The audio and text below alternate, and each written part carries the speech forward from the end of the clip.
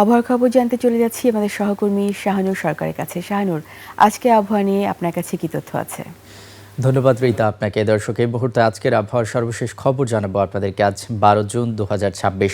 আগামী 24 ঘন্টায় রংপুর, ময়মনসিংহ, সিলেট ও চট্টগ্রাম বিভাগের অনেক জায়গায় এবং রাজশাহী, খুলনা, বরিশাল, ঢাকা বিভাগের কিছু কিছু জায়গায় অস্থায়ীভাবে দমকা হাওয়া সহ বৃষ্টি এবং বজ্রসহ বৃষ্টি হতে পারে।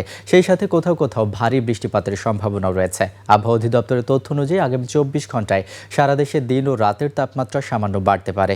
এই মুহূর্তে রাজধানী ঢাকা সহ দেশের বিশেষ কিছু অঞ্চলের তাপমাত্রা দিকে লক্ষ্য করলে দেখতে পাচ্ছি ঢাকার এই মুহূর্তের গড় তাপমাত্রা রয়েছে 29 ডিগ্রি সেলসিয়াস, রাজশাহীর তাপমাত্রা 30 ডিগ্রি সেলসিয়াস এবং সিলেটের তাপমাত্রা দেখতে পাচ্ছি 28 ডিগ্রি সেলসিয়াস রয়েছে। আজ সকালে ঢাকায় বাতাসের আপেক্ষিক আর্দ্রতা রেকর্ড করা হয়েছে শতকরা 91%। আজ ঢাকায় সূর্যোদয় হয়েছে 5টা 10 মিনিটে এবং আজ ঢাকায় সূর্যাস্ত হবে 6টা 47 মিনিটে। রীতা, এই ছিল আমার কাছে আজকের আবহাওয়ার সর্বশেষ তথ্য।